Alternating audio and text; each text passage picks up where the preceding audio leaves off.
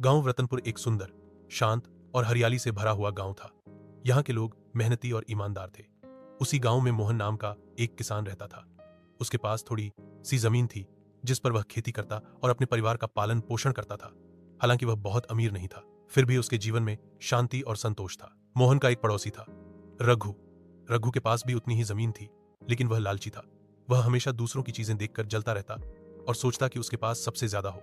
एक दिन गांव में एक साधु बाबा आए। उन्होंने गांव वालों को आशीर्वाद दिया और कहा, जो भी व्यक्ति सूरज उगने से लेकर सूरज ढलने तक जितनी जमीन पर चलेगा वह सारी जमीन उसकी हो जाएगी। लेकिन एक शर्त है, उसे सूर्यास्त से पहले उसी जगह लौट आना होगा जहां से उसने शुरुआत की थी। यदि वह समय पर नहीं लौटा तो उसे कुछ नहीं मिलेगा। यह सुनते ही रघु का मन खुशी से झूम उठा। उसने सोचा, यह तो मेरे लिए सुनहरा मौका है। जितनी ज्यादा जमीन मैं नापूंगा उतना ही अमीर बन जाऊंगा। अगले दिन सुबह होते ही रघु निकल पड़ा।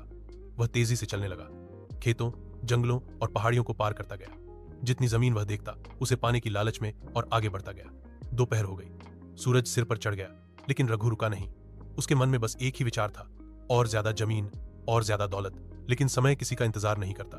जब सूरज ढलने लगा तो रघु को याद आया कि उसे तो वापस भी लौटना है। वह हड़बड़ाकर दौड़ पड़ा, पसीने से तर, थका, हारा।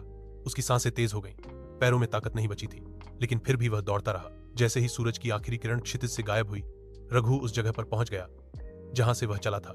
लेकिन उसके शरीर ने साथ छोड़ दिया। वह जमीन पर गिर पड़ा और हमेशा के लिए उसकी सांसें थम गईं। गांव वाले दौड़कर आए, लेकिन तब तक बहुत देर हो चुकी थी।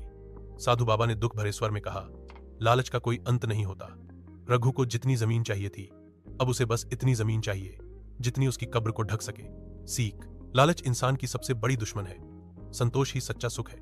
जो व्यक्ति लालच के पीछे भागता है वह अंततः सब कुछ खो देता है, यहां तक कि अपनी जान भी।